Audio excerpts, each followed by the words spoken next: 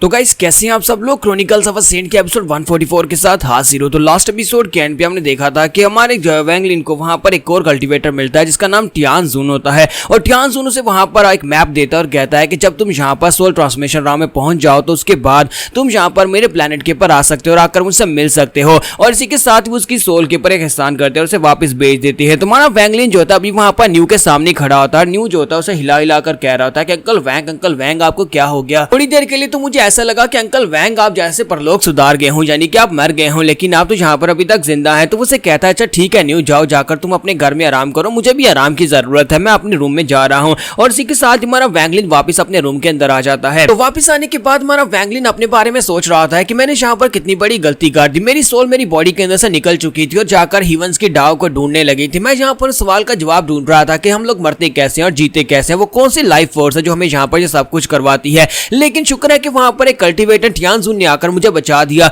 उसने साथ ही जहां पर मुझे जो चीज दिया वो एक वेस्ट मैप है, यानी कि एक बहुत ही बड़ा नक्शा है जो कि उसके प्लेनेट का है और जहां पर मुझे उसका प्लेनेट टियानजुन दिखाई दे रहा है। लेकिन मैं वहां तक कैसे पहुंच सकता हूं जब तक कि मैं यहां पर सोल ट्रांसफॉर्मेशन राम में ना पहुंच जाऊं, तभी मैं यहां पर से खुद से टेलीपोर्ट करके उन जगहों के ऊपर जा सकता हूं। तो अब मुझे पता है कि यहां पर मेरी दुनिया के अलावा भी बहुत सारी दुनियाएं हैं, बहुत सारे ऐसे प्लेनेट्स हैं जहां पर मैं जा सकता हूं। फिर साथ ही वो कहता है कि फिलहाल के लिए तो ये बहुत ज्यादा दूर है, पहले तो मुझे यहां पर सोल फॉर्मेशन लेवल में ब्रेक थ्रू करना है। मेरे जैसे बुढ़े आदमी के लिए यहां पर अपनी दुकान के अंदर ही बैठे रहना ज्यादा बेहतर है, क्योंकि बाहर तो बर्फ पड़ रही है, क्योंकि बाहर ठंड बढ़ती जा रही होती है और स्नोइंग होना शुरू हो जाती है, तो बर्फ पड़ी होती है। तो हमारा वैंगलिन जो होता है वो घर से बाहर निकलता है और देखता है तो काफी सारी बर्फ पड़ चुकी होती है। वैंगलिन कहता है कि मैंने सुना है कि ये जो बर्फ पड़ रही है ये नेचुरल नहीं है। मैंने सुना है कि दूसरा कंट्री जो जूजू नाम के एक रैंक 4 का कंट्री है वो हमारे पर अटैक करने वाला, वो नॉर्दर्न बॉर्डर के ऊपर रहते हैं और वो लोग यहाँ पर कुछ स्पेस रिफ्ट्स वाली टेक्निक को यूज करके वहां से नॉर्दर्न यानी वहां से बर्फ जो है वो यहाँ पर हमारी कंट्री के अंदर भेज रहे हैं, जिसकी वजह से यहाँ पर बर्फ पड़ना शुरू हो गई है। हालांकि यहाँ पर नेचुरली बर्फ नहीं पड़ती।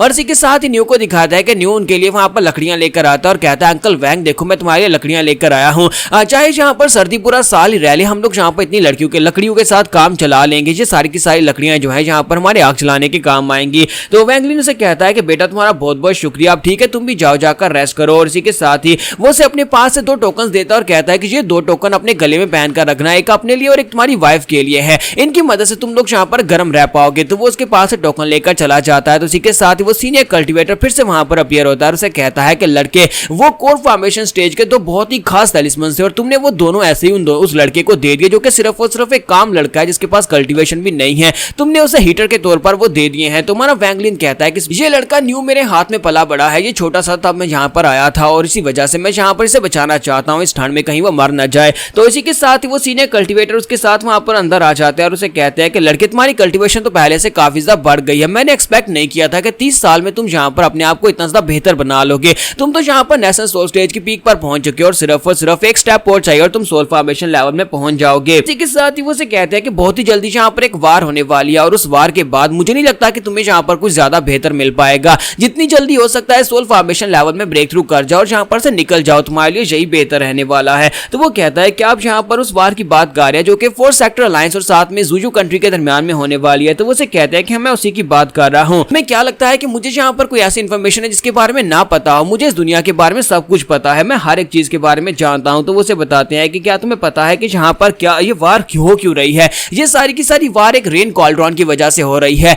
जूजू कंट्री के लोगों को लगता है कि इन लोगों ने यानी 4 सेक्टर अलायंस के लोगों ने, तुम्हारे कंट्री के लोगों ने उनके रेन कॉल्ड्रॉन को चोरी किया, इसी वजह से वो हमारे पर अटैक करके हमारे पास रेन कॉल्ड्रॉन को वापस लेना चाहते हैं। लेकिन मुझे लगता है कि यहाँ पर सच्चाई इससे बहुत ज्यादा गहरी है, इसी वजह से ये सब कुछ हो रहा है। वैंगलिन कहता है लेकिन वो रेन कॉल्ड्रॉन वो इतना खास क्यों है। तो इसी के साथ ही एल्डरो से बताता है कि यहाँ पर एक से ज्यादा रेन कॉल्ड्रॉन्स हैं, यहाँ पर सिर्फ एक ही रेन कॉल्ड्रॉन नहीं है। लेकिन मैं तुम्हें बताता हूँ कि आखिर वो यहाँ पर इतना खास क्यों है, जिसके पास भी रेन कॉल्ड्रॉन होगा वो उसको यूज करते हुए यहाँ पर सेलेस्टियल राम के दरवाजे ओपन कर सकता है। क्या तुम्हें सेलेस्टियल राम के बारे में पता है? नहीं, तुम्हें नहीं पता होगा। तुम्हारा वैंगलिन कहता है हाँ मुझे पता है, सेलेस्टियल राम के 4 दरवाजे हैं, 4 दरवाजों में से अगर आप जिनमें से किसी एक को ओपन करके अंदर चले जाते हैं तो वहां पर जाकर आप सेलेस्टियल्स की दुनिया में चले जाते हैं जहां पर सेलेस्टियल बीइंग्स रहती थी और वहां पर से आपको काफी बड़ी अपॉर्चुनिटीज मिल सकती हैं। लेकिन मैंने सुना है कि सेलेस्टियल राम जो है वो बिल्कुल खाली हो चुकी है, क्योंकि वहां पर जितने भी सेलेस्टियल्स कभी रहा करते थे वो सारे के सारे तो मर चुके हैं। उन सभी के मरने के बाद अब वहां पर कुछ भी नहीं बचा। तो एल्डरोस की बात सुनने के बाद कहते हैं क्या तुम्हें वाकई में लगता है कि सभी सेलेस्टियल्स मर चुके हैं? तो वो कहता है कि हाँ मुझे तो ऐसा ही लगता है। तो इसी के साथ ही एल्डरोस से कहते हैं कि हाँ ये बात तो वाकई में सच है कि वहां पर सभी सेलेस्टियल्स मर चुके हैं, लेकिन मुझे एक बात तो बताओ कि अगर सेलेस्टियल राम में जाने का कोई फायदा नहीं है। तो फिर यहाँ पर सोल ट्रांसफॉर्मेशन राम के लोग आते कहां से हैं? तो वैंगलिन कहता है कि मुझे इस बारे में नहीं पता कि सोल ट्रांसफॉर्मेशन राम में ब्रेक थ्रू कैसे करना है। तो एल्डर उसे कहता है कि मैं तुम्हें बताता हूं क्या है रेन कॉल्ड्रॉन की इंपॉर्टेंस क्या है। तो वो उसे बताते हैं कि रेन कॉल्ड्रॉन जो होता है वो बहुत ज्यादा खास है। रेन कॉल्ड्रॉन जैसे इस तरह के और ज्यादा कॉल्ड्रॉन्स होते हैं जो कि दरवाजों को ओपन करने के लिए हैं। हर एक दरवाजे के लिए उसका स्पेशल कॉल्ड्रॉन होता है जो चाबी की तरह काम करता है। एक बार तुम वहां पर सेलेस्टियल राम में पहुंच जाते हो तो वहां पर जाने के बाद, क्योंकि वहां पर सारे सेलेस्टियल तो मर चुके हैं लेकिन अभी भी वहां पर सेलेस्टियल की मौजूद है, उस सेलेस्टियल की को ऑब्जर्व करने के बाद हम लोग ब्रेक थ्रू कर सकते हैं। अगर तुम यहां पर सोल फॉर्मेशन लेवल में पहुंच चुके हो तो सोल ट्रांसफॉर्मेशन लेवल में ब्रेक थ्रू करने के लिए तुम्हारे लिए बहुत ज्यादा जरूरी है कि तुम्हें यहां पर सेलेस्टियल की जरूरत पड़ेगी। लेकिन अगर तुम्हारे पास सेलेस्टियल की नहीं है तो तुम कभी भी यहां पर सोल ट्रांसफॉर्मेशन राम में ब्रेक थ्रू नहीं कर पाओगे। तो इसलिए बहुत ज्यादा जरूरी है कि तुम्हारे पास एक कॉल्ड्रॉन होना चाहिए जिससे तुम वहां पर दूसरी दुनिया में जा सको। इसे बताते हैं कि सेलेस्टियल राम जो होती है वहां पर दो हिस्सों में तकसीम की जाती है। एक तो वहां पर उसके बचे हुए यानी सेलेस्टियल जितने भी इमॉर्टल्स थे उन सभी इमॉर्टल्स के छोड़े हुए ट्रेजर्स हैं, और साथ ही वहां पर उन सभी सेलेस्टियल इमॉर्टल्स की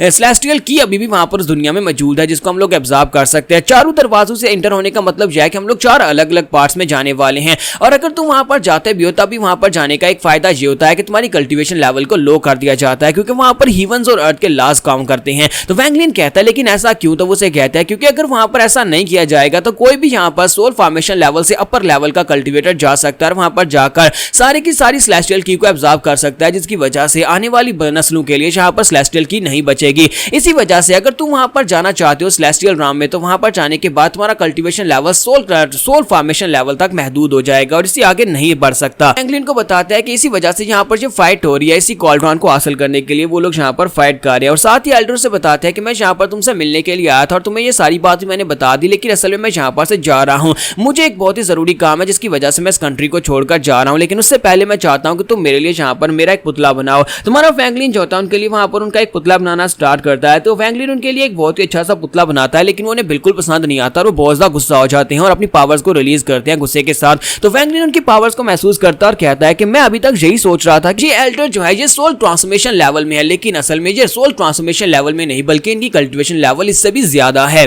वैंगलिन एल्डर से कहता है कि एल्डर अच्छा ठीक है प्लीज शांत हो जाए, मैं आपके लिए यहाँ पर एक और बना देता हूं। और इसी के साथ ही हमारा वैंगलिन उनके लिए वहां पर एक और कार्विंग बनाकर देता है और इस बार जो उनके लिए पुतला बनाकर देता है वो बिल्कुल परफेक्ट होता है। हमारा वैंगलिन के लिए एक बहुत ही अच्छा सा प्यारा सा पुतला बनाकर देता है। तो एल्डर को बहुत ज्यादा पसंद आता है और एल्डर से कहता है कि ये बहुत ही परफेक्ट है, ये मेरे लिए बिल्कुल ठीक है, मैं इसे अपने पास लेकर जाता हूं। और तुम याद रखना जब तुम यहाँ पर सोल फॉर्मेशन लेवल में ब्रेक थ्रू कर जाओगे तो उसके बाद तुम्हें यहाँ पर 999 और बनाने होंगे, क्योंकि तुमने मुझसे वादा किया था कि तुम मुझे पूरे 1000 बनाकर दोगे। वैंगलिन कहता है हाँ क्यों नहीं एल्डर, मैं आपको यहाँ पर जरूर बनाकर दूंगा। तो यहाँ पर हम लोग अपनी एपिसोड 144 का एंड करेंगे और नेक्स्ट एपिसोड में देखेंगे क्या आगे और क्या होने वाला है। तो एपिसोड की एक्सप्लेनेशन अच्छी लगी हो तो कमेंट करके जरूर बताइएगा और वीडियो को लाइक करना मत भूलिएगा। Thank you.